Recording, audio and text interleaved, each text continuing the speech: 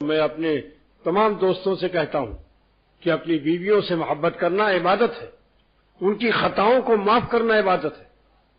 لہذا ایک بزرگ نے خواب میں دیکھا جس نے نمک تیز کرنے کی خطا کو اپنی بیوی کا معاف کیا۔ پوچھا کیا معاملہ ہوا؟ اس نے کہا کہ اللہ تعالیٰ نے فرمایا کہ تم نے میری ایک بندی کی خطا معاف کی، نمک تیز ہو گیا تھا، اس کے بدلے میں تمہاری تمام زندگی کی خطاؤں کو معاف کرتا ہوں۔ لہذا جس کو اپنی معاف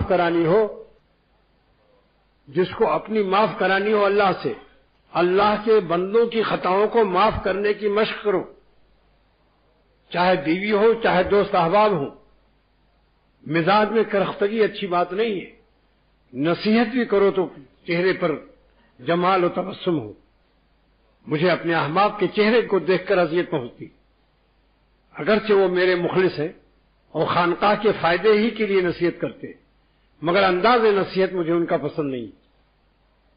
نصیحت میں تلخی نہیں ہونی چاہیے، بالموعظۃ والحکمہ، نصیحت میں حکیمانہ انداز ہو کہ رائتا پلاؤ مگر شربت بنفشہ بھی ڈالو۔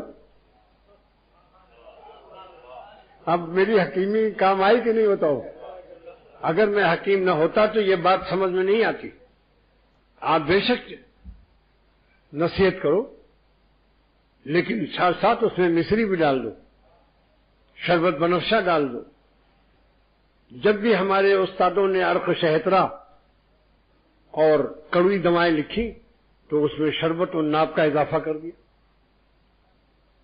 لہذا اس کا خیال رکھو، جب نصیحت کرو تو ایک آئینہ چھوٹا سا رکھو، اس وقت اپنے چہرے کی یبوست و خشکی کو بھی دیکھو کہ دوسرا تنگ و عاجز نہ آ جائے، تمہاری موت کی تمنا نہ کرنے لگے کہ یہ شخص ہمارے لیے ایک نہایت تلخ شخصیت ہے۔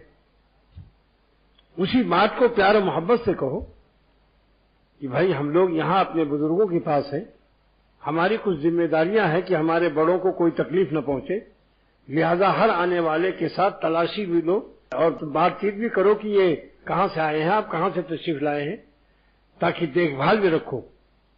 مگر چونکہ مزاج میں اعتدال نہیں ہے لہذا گفتگو لش مار ہوتی ہے، اس ظالم کو احساس بھی نہیں ہوتا کہ میری گفتگو میں اس وقت کتنی تلخی ہے اور کس ڈگری کی تلخی ہے۔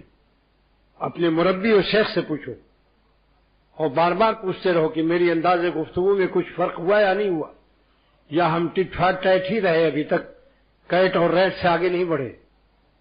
اگر اخلاق اچھے نہیں ہیں تو تمہاری تہجد بھی بیکار ہے۔ حدیث میں آتا ہے اکملکم ایمانا احسنکم خلقا، سب سے کامل ایمان اس کا ہے جس کے اخلاق اچھے ہوں۔ اس طرح سے رہو کہ اگر انتقال ہو جائے تو بچہ رونے لگے کہ بڑے پیارے آدمی تھے۔ نصیحت کرو مگر خادمانہ نصیحت کرو، مخدوم بن کر کے نصیحت مت کرو، خاص کر جو اپنی اصلاح کے لیے آئے ہوئے ہیں یہاں۔